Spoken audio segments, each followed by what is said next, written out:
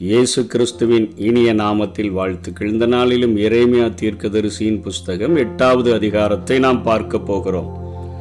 இந்த 8வது அதிகாரத்திலும் நியாயப்பிரமாணத்தினுடைய தோல் சுருள் கண்டெடுக்கப்பட்ட பின்பு ஆலயம் திறந்து அங்கே பலி செலுத்துதல்கள், அங்கே எல்லாவிதமான ஆச்சாரங்களும் தொடங்கின பொழுது எரேமியா ஆலயத்தினுடைய வாசலிலே நின்று கொண்டு கர்த்தர் பார்க்கிற விதமாக ஜனங்களை பார்த்து அவர்களுடைய உள்ளான மனம் திரும்புதல் இல்லாததை குறித்து 7ஆம் அதிகாரத்தில் இருந்து அவர் தீர்க்க தரிசனம் உரைக்கிறதை நாம் நேற்றைய தினத்தில் கற்றுக்கொண்டோம். இன்றைக்கு 8வது அதிகாரத்திலும் அதை தொடர்ந்து அவர் காரியங்களை சொல்லுகிறார். அந்த நாட்களில் அங்கே யூதாவின் ராஜாக்களுடைய எலும்புகள், அவருடைய பிரபுக்களின் எலும்புகள், ஆசாரியர்களின் எலும்புகள், தீர்க்கதரிசிகளின் எலும்புகள், எருசலேமினுடைய குடிகளின் எலும்புகள், அவைகள் எல்லாமே பிரேத குழியிலிருந்து எடுத்து அவர்கள் அப்படியே பரப்பி வைக்கப்படும். அது சூரியனுக்கும் சந்திரனுக்கும் வானத்தின் சர்வ சேனைக்கு முன்பாக அப்படி வைக்கப்படும் என்று சொல்லி அங்கே ஒரு தண்டனையை சொல்லுகிற வண்ணமாக இங்கே எரேமியா இந்த அதிகாரத்தை தொடங்குகிறதை பார்க்கிறோம். அன்றைக்கு யூதாவை சுற்றி வாழ்ந்த மக்கள் சூரிய சந்திர விண்மீன்களை தெய்வங்களாக வழிபடக்கூடியவங்களாக இருந்தபடியினால ஆண்டவர் இந்த யுத்தத்தின் நாட்களில் அவர்களுக்கு அப்படிப்பட்ட ஒரு தண்டனையை வழங்குவதாக கூறுகிறார். பழைய ஏற்பாட்டின் நாட்களில் என் இன்றைய நாட்களிலும் இந்த அடக்கம் பண்ணுதல் என்பது நமக்கு ஒரு விசேஷித்த ஒரு காரியமாக இருக்குது. சரியாக அடக்கம் பண்ணப்படவில்லை என்று சொன்னால் அது ஒரு வேதனைக்குரிய ஒரு காரியமாக, இகழ்ச்சிக்குரிய ஒரு காரியமாக அந்த நாட்களில் இருந்து அது எண்ணப்படுகிறது. ராஜாக்களும் ஆண்டவருக்கு பிரியமுள்ளவர்களாக வாழ்ந்தார்கள் என்று சொன்னால் அவர்கள் ராஜாக்களுடைய அடக்கம் பண்ணப்படுகிற இடத்திலே அடக்கம் பண்ணப்பட்டார்கள் என்று பார்க்கிறோம். இல்லை என்று சொன்னால் அவர்கள் அந்த தோப்பிலே அடக்கம் பண்ணப்பட்டார்கள், அங்கே அடக்கம் பண்ணப்பட்டார்கள் என்கிறதை எல்லாவற்றையும் நாம் பார்க்கிறோம். யோசேப்பு கூட தன்னுடைய காரியங்களை குறித்து சொல்லும் பொழுது, நீங்கள் இங்கே என்ன எகிப்தில் அடக்கம் பண்ணிடாதீங்க, நீங்க போகும்போது என்னுடைய எலும்புகளை உங்க கூட எடுத்து ஆனானுக்கு செல்லும் பொழுது எடுத்து செல்லுங்கள் என்கிற கட்டளை கொடுத்திருந்ததை நாம் பார்க்கிறோம். ஆனால் இவர்கள் வானத்தினுடைய சர்வ சேனைகளை வழிபடுகிறவர்களாக காணப்பட்டபடியினால அடக்கம் பண்ணப்பட்ட எலும்புகளை எடுத்து அவைகள் அங்கே சர்வ சேனைக்கு முன்பாக, வானத்தின் சர்வ சேனைகளுக்கு முன்பாக பரப்பி வைக்கப்படக்கூடிய அளவிற்கு உங்களுடைய வாழ்க்கை அத்தனை இகழ்ச்சியானதாக மாறிவிடும் என்று ஆண்டவர் எச்சரிக்கிறதை பார்க்கிறோம். இன்றைக்கும் நம்ம நினைக்கிறோம், ஒருவேளை அவர்கள் சூரியனை சந்திரனை விண்மீன்கள் எல்லாம் தெய்வங்களா வழிபட்டதுனால இந்த தண்டனையோ என்று நினைக்கிறோம். நாமும் கூட இந்த நாட்களிலே மறைமுகமாக நம்முடைய எல்லா காரியங்களையும் நல்ல நாட்கள் என்று சொல்லி நாம் நியமித்து செய்கிறோமே. எல்லா நல்ல நாட்களும் அதாவது கெட்ட காரியங்களை உடைய நாட்கள் என்றெல்லாம் தீர்மானிப்பது எல்லாமே நட்சத்திரத்தின் பலன்கள், ராசி பலன்கள், இவைகளை வைத்துத்தான் அவர்கள் தீர்மானித்து குறிப்பிடுகிறார்கள், எழுதுகிறார்கள். ஆனாலும் நாம் அதை மறைமுகமாக கடைபிடிக்கிறவர்களாக காணப்படுகிறோம். நாள் பார்ப்பது, நட்சத்திரம் பார்ப்பது, நல்ல நாட்களில் நம்முடைய விசேஷித்த காரியங்களை ஃபங்க்ஷன் எல்லாம் வீடுகளில் வைப்பது, இவைகள் எல்லாமே நாமும் மறைமுகமாக சூரிய சந்திர விண்மீன்களை தெய்வங்களாக வழிபடக்கூடியவர்களாகத்தான் நாம் காணப்படுகிறோம். ஆண்டவர் அத்தனை கோபம் உடையவராக, எரிச்சல் உடையவராக, அவர்களுடைய அந்த அடக்கத்தினுடைய காரியத்தையே இகழ்ச்சிக்குரியதாக மாற்றிவிடுவேன் என்று சொல்லி அங்கே எச்சரிக்கிறதை பார்க்கிறோம். தொடர்ந்து அவர் 3ஆம் வசனத்துல இப்படிப்பட்ட காரியங்கள் அவர்களுடைய வாழ்க்கையில நடந்தாலும் கூட ஜீவனை பார்க்கிலும் எங்களுக்கு மரணமே விருப்பம் என்று சொல்லித்தான் அவர்கள் சொல்லுகிறார்கள்.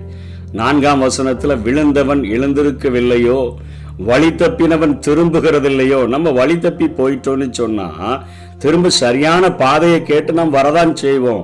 நாம் விழுந்து கிடந்தோம்னா எழுந்திருப்போம். ஆனா இந்த ஜனங்கள் அப்படிப்பட்ட விழுந்தாலும் எழுந்திருக்காமல் வழி தப்பி போனாலும் திரும்பாத ஒரு சூழ்நிலையில தான் என் ஜனங்கள் காணப்படுகிறார்கள் என்று சொல்லி 1ஆம் வசனத்திலிருந்து 12ஆம் வசனம் வரையிலும் அவர்கள் தங்களுடைய காலத்தினுடைய பொல்லாத காலத்தை அறியாம அவர்கள் இப்படிப்பட்ட பாவங்களை செய்கிறார்கள் என்று சொல்லி பாவத்தை அவர் பட்டியலிடுகிறதை நாம் பார்க்கிறோம். 5ஆம் வசனத்திலும் இந்த ஜனம் என்றைக்கும் வழிதப்பி போகிறதென்ன, கபடத்தை உறுதியாய் பிடித்திருக்கிறார்கள், திரும்ப மாட்டோம் என்கிறார்கள் என்று சொல்லி இங்கே எரேமியா மீண்டுமாக ஆலயத்தின் வாசலிலே நின்று கொண்டு இந்த வார்த்தைகளை சொல்லுகிறதை பார்க்கிறோம். 6ஆம் வசனத்திலும் என்ன செய்தேன் என்று சொல்லி தன் பொல்லாப்பின் நிமித்தம் மனஸ்தாபப்படுகிறவன் ஒருவனும் இல்லை.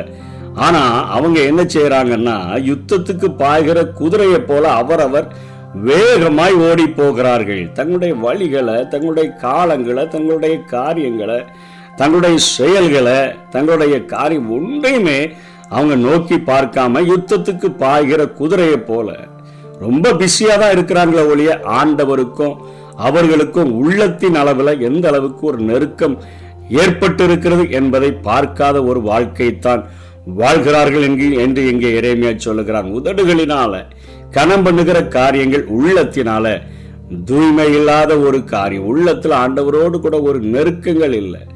வழிபாடுகள் முக்கியமா இருக்கிறதை ஒழிய தேவனுக்கு கீழ்ப்படிய வேண்டும் என்கிற எண்ணம் இல்லை. ஆலயம் முக்கியமா இருக்கிறதே ஒழிய ஆலயத்திலே வாசமாய் இருக்கிற தேவன் முக்கியமாக அங்கே எண்ணப்படவில்லை. ஆகவே 4 விதமான பறவைகளை கொண்டு கூட இங்கே எரேமியா பேசுகிறார். ஆகாயத்தில் உள்ள நாரை முதலாய் தன் வேலையை அறிகிறது. காட்டுப்புறா, கொக்கு, தகவலான் குருவி எல்லாம் தங்களுக்கு வரத்தக்க காலத்தை அறியுது. என் ஜனங்களோ கர்த்தரின் நியாயத்தை அறியார்கள் என்று கர்த்தர் உரைக்கிறார் என்று சொல். அவைக கூட எங்கெங்கெல்லாமோ பறக்குது. ஆனா நமக்கெல்லாம் நல்ல கூகுள் மேப் அப்படின்னு எல்லாமே வச்சிருக்கிறோம். ஆனா அவைகள் சரியாக தன்னுடைய கூடுகளுக்கு அழகா திரும்பிடுது.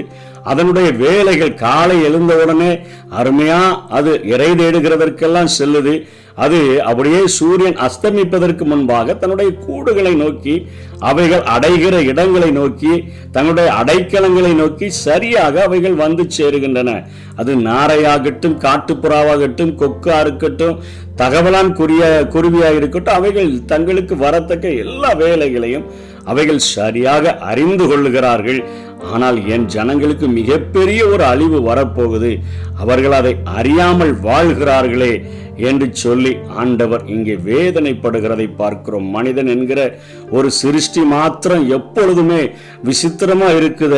தேவ படைப்பினுடைய மகுடமாய் அது படைக்கப்பட்டிருந்த போதிலும் எப்பொழுதும் தன்னுடைய சரியான பாதையை விட்டு விலகுகிறதுலே தானே அது கூறியா இருக்குது.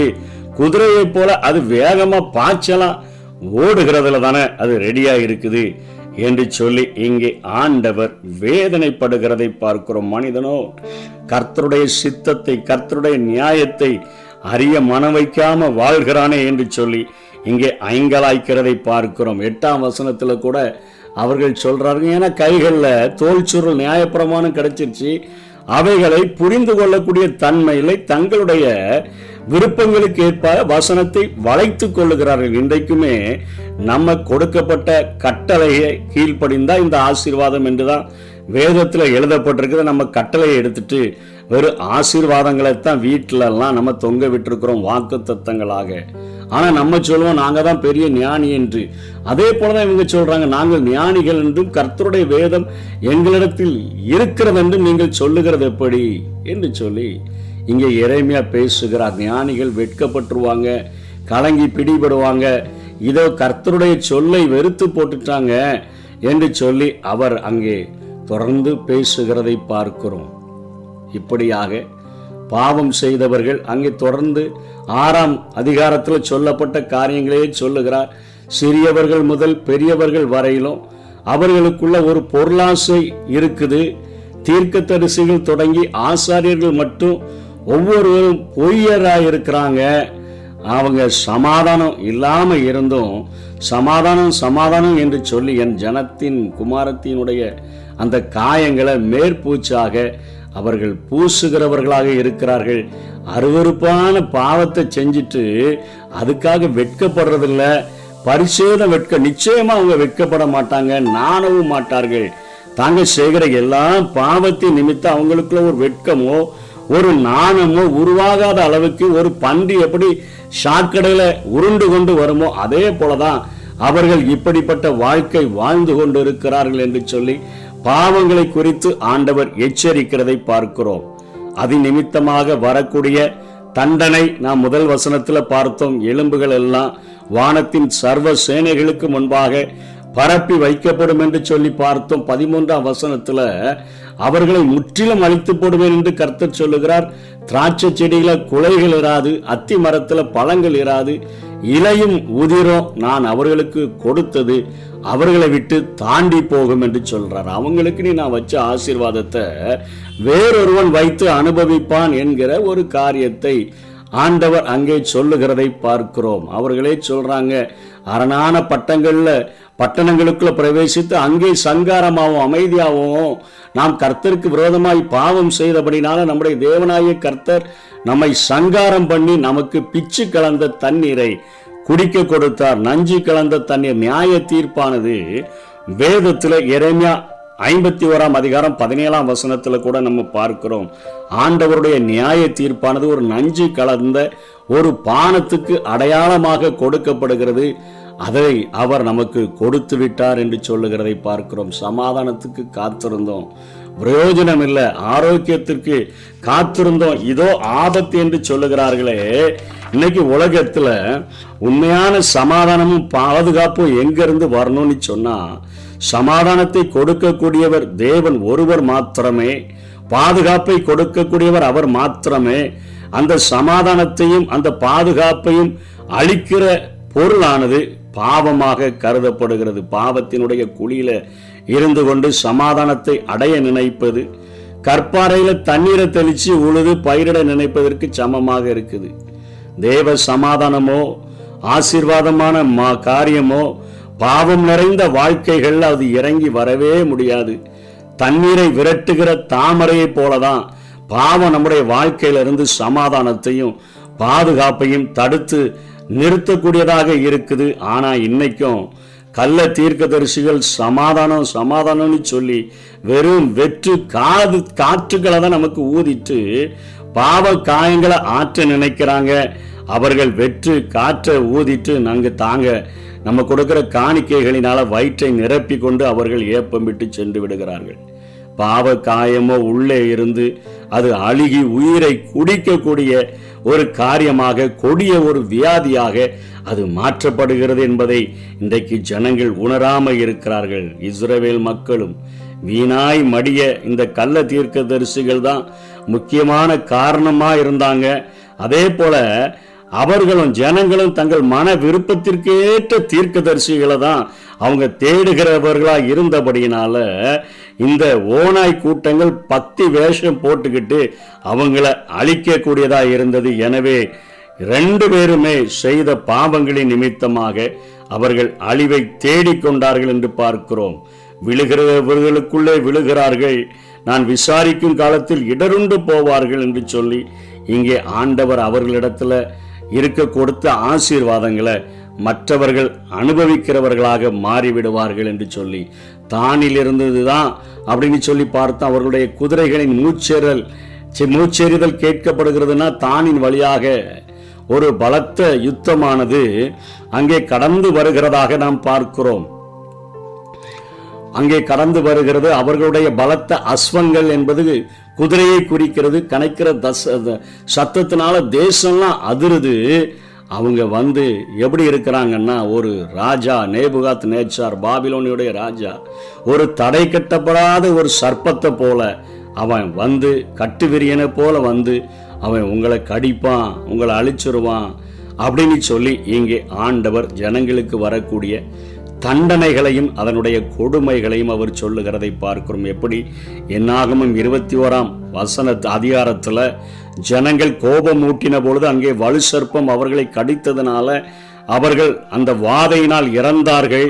ஆனால் ஆண்டவர் அங்கே மோசையின் மூலமாக ஒரு வெண்கல சர்ப்பத்தை செய்து வைத்து எவன் பிழைக்க வேண்டும் என்று சொல்லி விரும்பினானோ அந்த வலு சர்ப்பத்தை நோக்கி பார்த்தவர்கள் அங்கே பிழைத்தார்கள் என்கிற காரியத்தை போலத்தான் இங்கே எரேமியாவும் நின்று கொண்டு கதறுகிறான். உங்களுக்கு மேலே ஒரு மிகப்பெரிய ஒரு அழிவானது அது வர காத்திருக்கிறது. எனக்கு ஒரு அழிவின் சத்தம் கேட்குது. 18ஆம் வசனத்துல தன்னுடைய நிலைமையை சொல்லுகிறான். இதோ சீயோனில் கர்த்தர் இல்லையோ, அதில் ராஜா இல்லையோ என்று என் ஜனமாகிய குமாரத்தி தூர தேசத்திலிருந்து அவ கதறுகிறது போல ஒரு தரிசனத்தை பார்த்துதான் நான் சொல்லுகிறேன். அப்படிப்பட்ட ஒரு மிகவும் கொடுமையான ஒரு அழிவு சத்தம் எனக்கு கேட்கப்படுது அப்படின்னு சொல்லி அவர் சொல்லுகிறாரு. அறுப்பு காலம் சென்றுச்சு, கோடை காலமும் முடிந்தது, நாமோ ரட்சிக்கப்படவில்லையே என்று சொல்லி அவர் கதறுகிறதை பார்க்கிறோம். என் ஜனமாகிய குமாரத்தின் காயங்களினால நானும் காயப்பட்டேன், கருகரித்திருக்கிறேன், திகைப்பு என்னை பிடித்தது என்று சொல்லிட்டு அவர் ஒரு ரிசல்ட், ஒரு பரிகாரத்தை சொல்றாரு. கீலேயாத்துல பிசின்தைலம் இல்லையோ, ரணவைத்தியனும் அங்கே இல்லையோ, பின்னே ஏன் என் ஜனமாகிய குமாரத்தி சொஸ்தமடையாமல் போனாள் என்று சொல்லி ஆண்டவருடைய இருதயத்தினுடைய பாரங்களை உள்வாங்கினவராக கதறுகிறார். அந்த நாட்களிலே கீலேயாத்தினுடைய பிசின் தைலமானது அத்தனை புகழ் பெற்றது. ஆதியாகமம் 27 அதிகாரம் 25 வசனத்துல, 43 அதிகாரம் 11 வசனத்துல பார்க்கிறோம். யோர்தானின் அக்கறையிலிருந்து அவர்களுடைய சொந்த தேசத்துல அது கிடைச்சது. அந்த ஒரு மரத்தினுடைய அந்த பிசினிலிருந்து எடுக்கப்படுகிற அந்த தைலத்தை அவர்கள் காயங்களில போடும் பொழுது அத்தனை சுகத்தை அது கொடுக்கக்கூடியதாக இருந்தது. ரணவைத்தியன் என்பது இங்கே சர்ஜனை குறிக்கக்கூடியது.